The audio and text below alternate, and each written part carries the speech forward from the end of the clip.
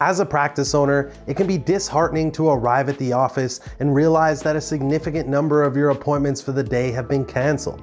Now you're scratching your head wondering, why does this keep happening? Many practices struggle with canceled appointments and no-shows. So why does this happen and what could you do about it? There are a lot of reasons why this keeps happening. First, it could be a result of your staff not knowing how to communicate the value of the appointment to the patients.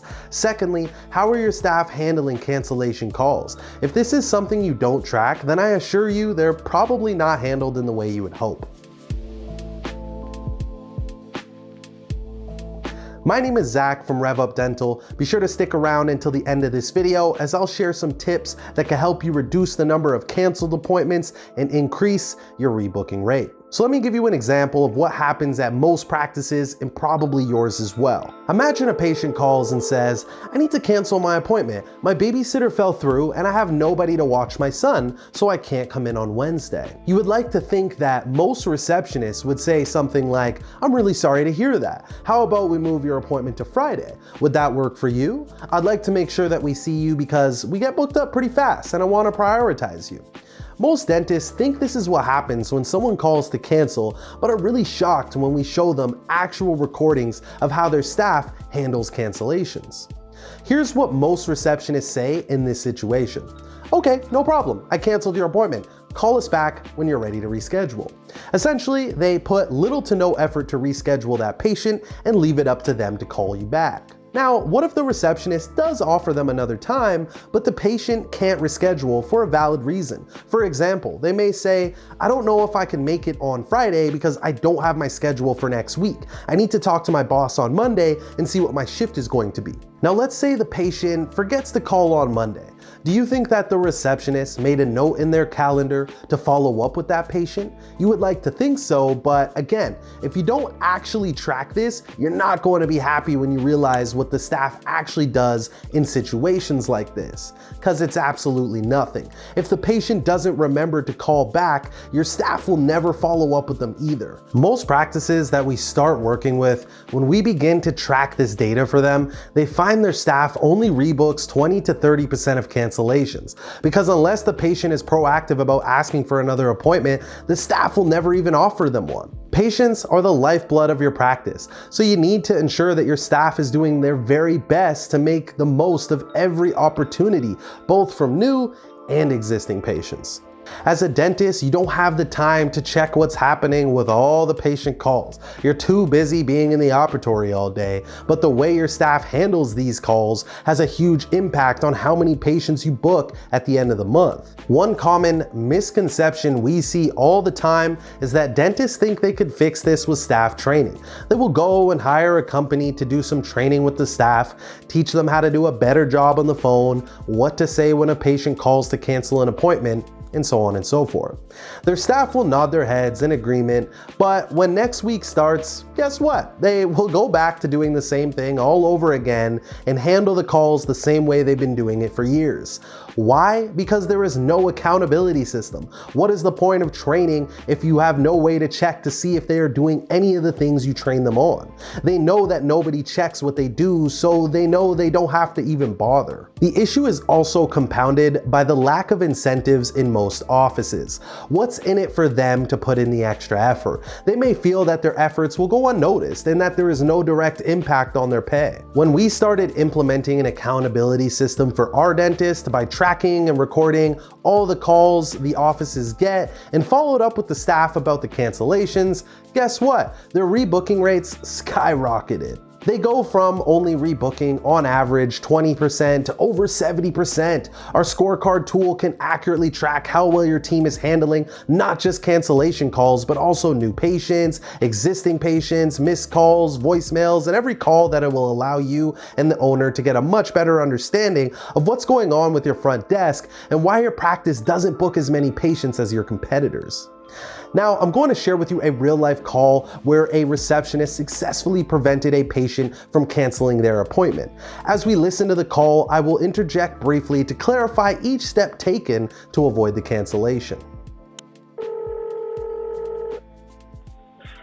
This dental. Hi. I need to cancel an appointment. I am so sorry. Yeah. No, you're totally fine. What's the name on it? It's for and it's for tomorrow at 9:30. No I'm just worries. having Are you second wanting- thoughts about the Invisalign. I'm like, I don't know if I should spend the money on that right now. So No worries. Are you just like nervous it won't be worth it, or what are you? I am just nervous about the cost, and I'm like, maybe I better not spend all that money on my own teeth right now. Step 1, show empathy and find the reason. Alright, so as you've heard in that call, the patient felt like they shouldn't spend the money on Invisalign and was having second thoughts. This is an expensive procedure that could bring in thousands of dollars worth of production for the practice. So how would most receptionists answer this? They would say, sure, let me cancel that for you. But our receptionist stopped to ask why, because this will give her the opportunity to investigate the patient's hesitation further and offer alternatives.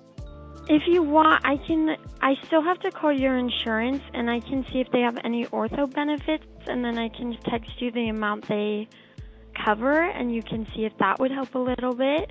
I've already called them a few times. They pay 50%, and I think they pay up to $1,500. Okay. Yeah, and then we can divide the monthly payments. Divide it into monthly payments, if that helps you. Step 2, offer alternatives. Now in this case, the patient was worrying about the cost and if she could afford it. The receptionist did a great job at offering the patient an alternative form of payment through a payment plan at the practice. By offering alternatives, this shows the patient that the practice cares and wants to work with them to find a solution rather than just dismissing the patient. I don't know. How much is it? Do you know? It honestly just depends on how long depends your on the treatment is. The consultation tomorrow wouldn't cost you, like you wouldn't have to pay for the Invisalign. We can just get you scanned and get you a price breakdown, and then you can decide from there. Oh, well, that's okay. I didn't know that. So tomorrow would just be kind of like a free consultation. I can figure it all out. Okay. Tomorrow, so usually what we do is we'll just scan you. We scan your top and bottom, and we'll probably just take like a full mouth x-ray, but we send that off to insurance. And then after we scan you, we go over the simulation that it creates, and it shows you your before and after. And then by doing that, we're able to see how long of treatment you'll need and how many months and everything, and dependent on that is what decides the price. It's just dependent on what's needed and how long. I don't think I would be very long because it's not like a big tweak that I need. Yeah. It's and then small.